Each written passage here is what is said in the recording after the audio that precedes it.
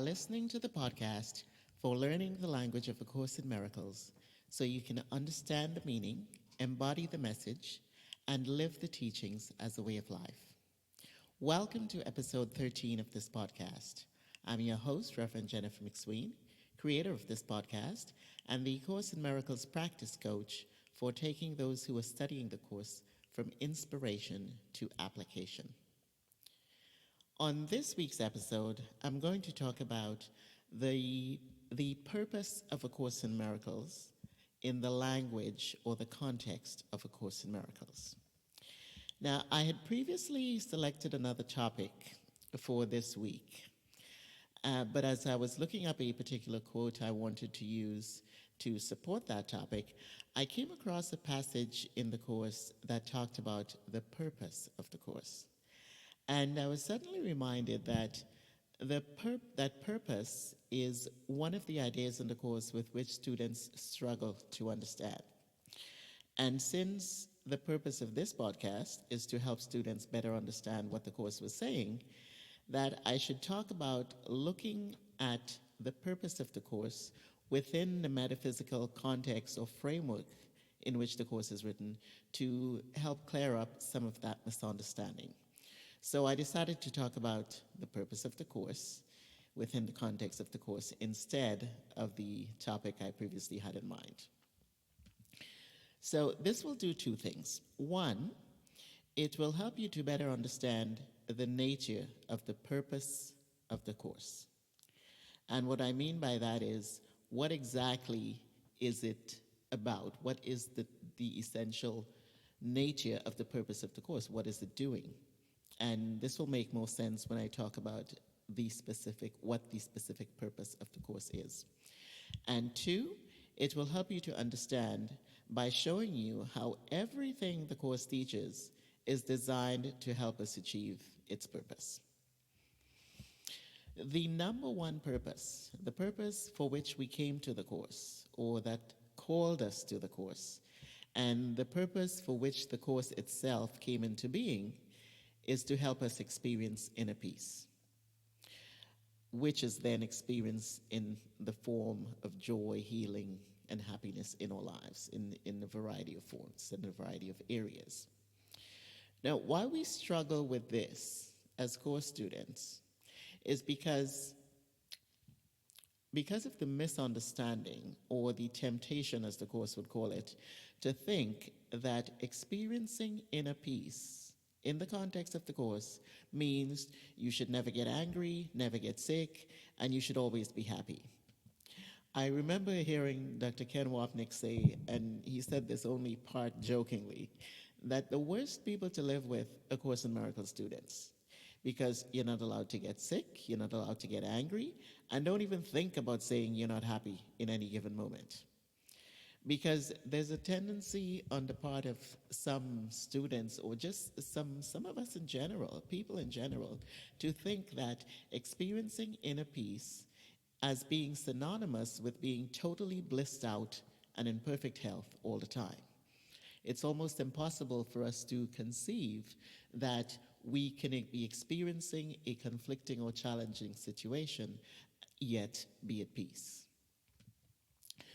Another problem is the misunderstanding or the temptation to think that the Course's purpose to help us experience inner peace is about fixing, changing, or getting rid of those painful circumstances, conditions, or relationships in our lives that we think have caused us pain.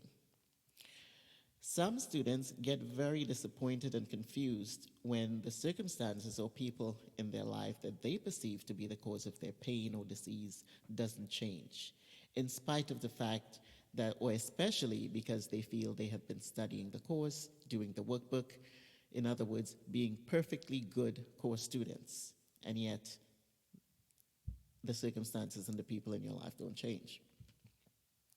So to gain clarity about the Course's purpose and come to experience the inner peace that we seek, we must honor the metaphysical context in which the Course is written. Earlier in these episodes I mentioned, I believe it's the second episode, I mentioned that in order for us to not only more effectively to better understand the course, to more effectively apply what it's teaching, and to experience the results, we must honor the metaphysical context or framework within which it's written, because otherwise we will totally miss the meaning and think the course is saying one thing when it's saying something else, and then we end up doing that other thing that doesn't really work, and we end up with a situation like this. So we must honor the metaphysical context in which the course is written to understand what, to get clarity about the course's purpose. Now, here's what this means in this case. To honor the metaphysical framework within which purpose is being perceived or talked about in the course, or taught in the course for that matter, first, you need to keep in mind that from the perspective of the course, mind is all there is, and everything happens in the mind, but is experienced in different forms in our bodies or relationships and the circumstances of our lives. So the way you see and experience anything in any moment is based on your perception, your interpretation, the way you're looking at it, what you're telling yourself about it, and in terms of what it means. All that is going on in your mind, and this is what determines the way you see and experience anything. And when I say the way you see, I don't mean the form of what you see, but the way you see it, what you tell yourself it means, especially in relation to you. So this means that if you want to change the way you see and experience anything, what you must change is your perception, not the person, not the circumstance or the condition. And second, as I shared in a previous episode, your perception is the result of entertaining one of two thought systems.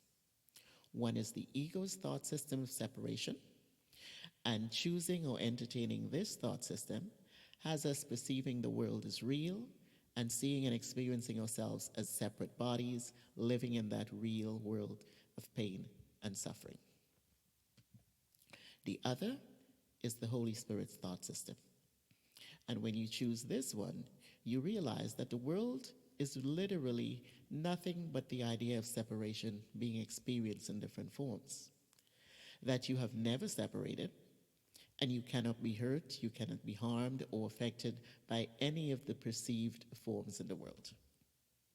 Because they are simply illusions, projections of the ideas that come into our awareness in symbolic forms, and they appear to be real, just like what takes place during our nighttime dreams, as I also talked about in a previous episode. Now, we have accepted, albeit unknowingly, that the ego's thought system is all there is and is what is real and true. And therefore, we're seeing and experiencing the world with all its separate, painful experiences as real, a direct reflection or a projection of the ego's thought system. The purpose of A Course in Miracles, then, is to help us realize there's another thought system, another choice we can make, one that will provide us with another way, a more peaceful and pain-free way of looking at and experiencing ourselves, each other, and everything that takes place in our lives and in the world. Because choosing the ego's thought system that keeps us looking at ourselves and the world as separate and real is not making us happy or bringing us peace. And the Course wants us to realize and know that. And know that this is the choice that is made by everyone who feels unloved, unfairly treated, conflicted, are often in some form of pain, and feel victimized in any way by any of the apparent forms of dis-ease, sickness, injustice, lack, and other forms of suffering in our lives and in the world.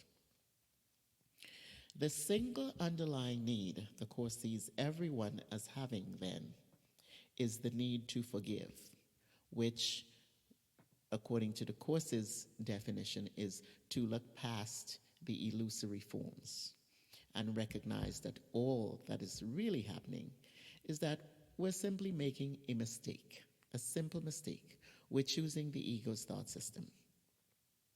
And since as we think, so we experience, we're experiencing the ego's thought system with all its separation and injustices, etc., like a bad dream. And just like a bad dream, it will only last as long as we choose to believe the ego's thought system, the contents of what we are dreaming, to be real and true. That this fear-based, unjust, unfair, lacking, limited, painful place and experience could be real. The teachings of the Course are for the sole purpose of teaching us that we are not victims of the world we see and in which we seem to be. They remind us that it is not what happens, but how we look at it that determines the way we see and experience everything. And so the inner peace that we seek is not the result, or will not come as a result of having peaceful and pain-free relationships, circumstances, or conditions, but by choosing to entertain a thought system that will be expressed in different forms of peaceful experiences. From this perspective, then, any moment in which you're not at peace is simply because you have not chosen the thought system that will allow you to experience peace. So the whole purpose of the Course can be seen as teaching us how to recognize and release the blocks to the experience of inner peace. Now, it's important for us to not see the Course's purpose of experiencing inner peace as having anything to do with changing conditions so that we can be at peace. Experiencing inner peace is the result of one thing only: choosing to entertain the thought system that will always and only be expressed in some form of peace. And this is the purpose of the Course. So that's it for this week's topic. Tune in next week. I think I'll be talking about the I that is me in A Course in Miracles. In other words, who are you? Who am I? So thank you for listening to this week's episode of the podcast for understanding the language of A Course in Miracles. If you enjoyed this episode, please leave me a review, subscribe so you don't miss another episode, and please invite your friends to listen. Have a great week, and see you on the podcast next Wednesday.